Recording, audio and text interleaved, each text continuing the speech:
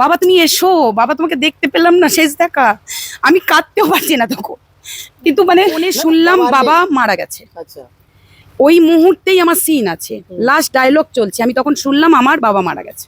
আচ্ছা আমি শুধু চোখ থেকে দুপোঁটা জল পড়লো, ও আমার পিঠে এরম হাতটা দিল, হুম ও বললো চিন্তা করো না, তুমি সিন করো। হুম আমি সিনে উঠলাম, দুটো গান করলাম, সিন শেষ করলাম, নামলাম, কাঁদলাম, গেলাম। বাবার পরের দিন সকালে দাহ করলাম, মানে বাবা নার্সিং হোমে ছিল, বাবাকে নিয়ে এলাম, নিয়ে এসে দাহ করলাম।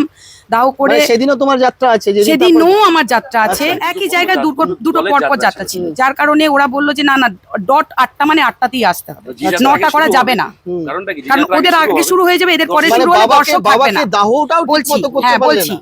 তো তার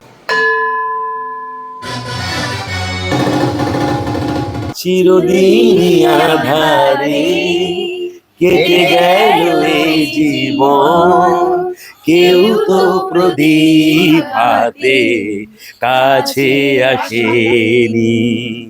দূর থেকে দেখেছি পূর্ণিমা রাত আমি, দূর থেকে দেখেছি পূর্ণিমা রাত আমি, কখনো আমার ঘরে জ্যোৎস্না ফোটেনি।